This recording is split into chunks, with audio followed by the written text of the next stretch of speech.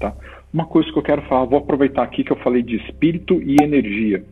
Vou explicar para vocês porque é que para mim espírito e energia é tudo igual, é tudo a mesma coisa.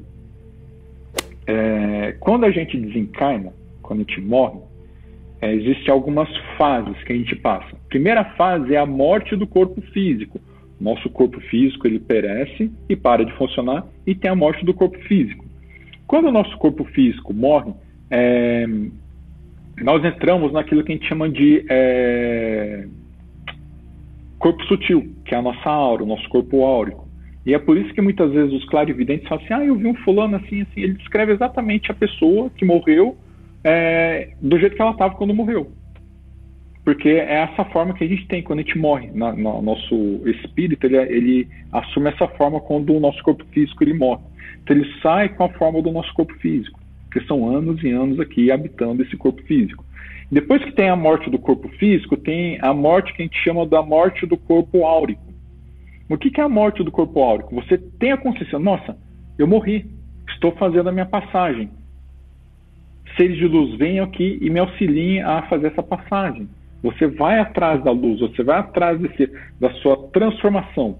Então, quando você tem essa consciência, quando você morre, você começa a dar os passos rumo ao que eu chamo da segunda morte, que é a morte do corpo áurico.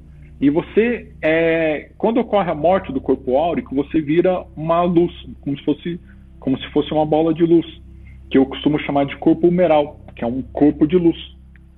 Que é o que eu normalmente enxergo quando estou conversando com alguém, vejo uma energia, vejo ali, eu vejo uma luz, eu não vejo um corpo físico, eu vejo uma luz. Talvez por conta do meu conceito que espírito e energia é tudo a mesma coisa. Daí quando você vira corpo humeral, você não fez toda a sua transição ainda não, tá? Daí nesse processo que você vira o corpo humeral, muitas coisas, muitas traumas e crenças foram deixadas para trás. Então o seu corpo está mais sutil e você está vibrando mais alto. Daí tem a morte do corpo humeral.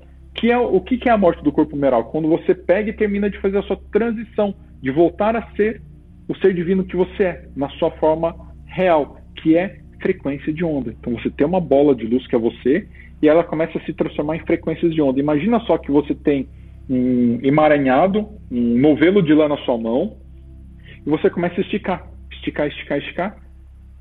ele vira uma linha. E na verdade essa linha é uma frequência de onda. Nós somos frequências de ondas.